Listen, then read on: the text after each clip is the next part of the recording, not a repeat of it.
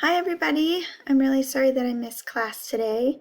I wanted to use this short video to talk to you about the note guide that I assigned for today. Remember that this is a guide that you'll fill out with at least 4 sources and then bring those to class filled out in this guide when we see each other again on Monday. So the purpose of a note guide like this is to let you take the same kinds of notes about all of your sources so you can look at all of your sources the same way in order to get ready to write about them in your literature review. The reason we use a graphic organizer like this is so that we can put all of the sources next to each other in kind of a snapshot view, and that lets us find connections between the sources. Remember that in a literature review, especially when it's organized thematically like we are for this lit review for this class, we have to be able to find those key points in the conversation that we can use as themes to organize our literature review. This guide is the first step in finding those themes. So if you look at this note guide, I just want to talk you through the parts. I'm going to put my first source right here, and I can put an APA citation here or a link, whatever is easier for you. And then I want to start to think about what is the main idea or the key findings from this first source number 1.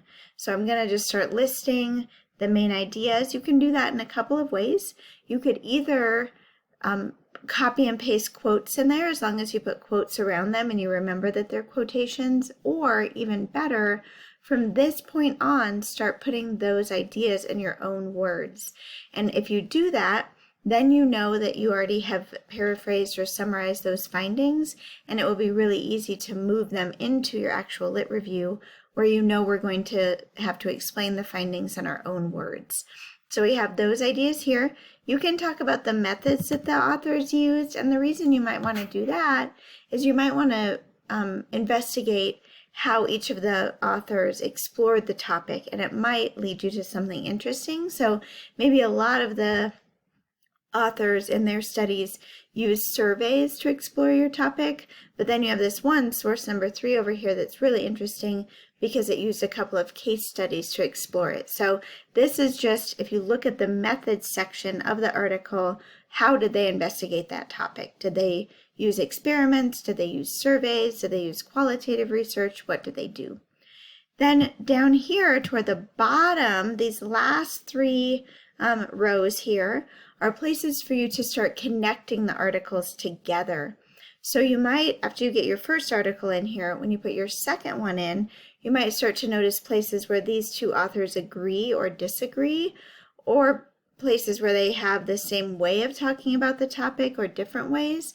These connecting points here are going to lead you to really interesting things to talk about when you try to write about these sources in your literature review. So in the first column, you won't have any places of agreement or disagreement yet until you start adding more sources in, and then you'll be able to look for places where the authors talk in the same way or in different ways about that topic. And then finally, this last row is where you'll start to brainstorm what are some key themes or topics that keep coming up over and over in this conversation about my topic. The way that I like to think about this theme concept is that if you got all of those authors together in one room, gave them a bunch of coffee or a bunch of beer, these themes would be the things that they bring up all the time about your topic. So what are the key ideas that keep coming up over and over and over when you start looking at your topic? And again, once you have the articles sitting next to each other, those themes will start emerging and coming forward in your topic. You'll be able to say, when I'm researching motivation for writers in college, one thing the authors talk about all the time is whether students are invested in the topic or not. So in one of these spots, I'm going to put, for one of my theme ideas, student investment in the topic they're writing about, because I know this article and this article and this article all brought it up.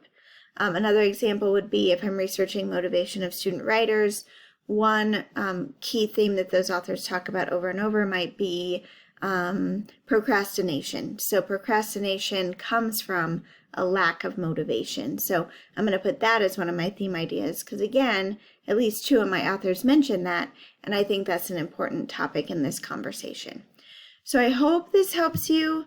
Again, your goal is to have at least 4 sources in your guide by the time we see each other on Monday. That way you'll have kind of that bird's eye view of what all the authors are saying about your topic. Reach out to me if you have questions. Thank you.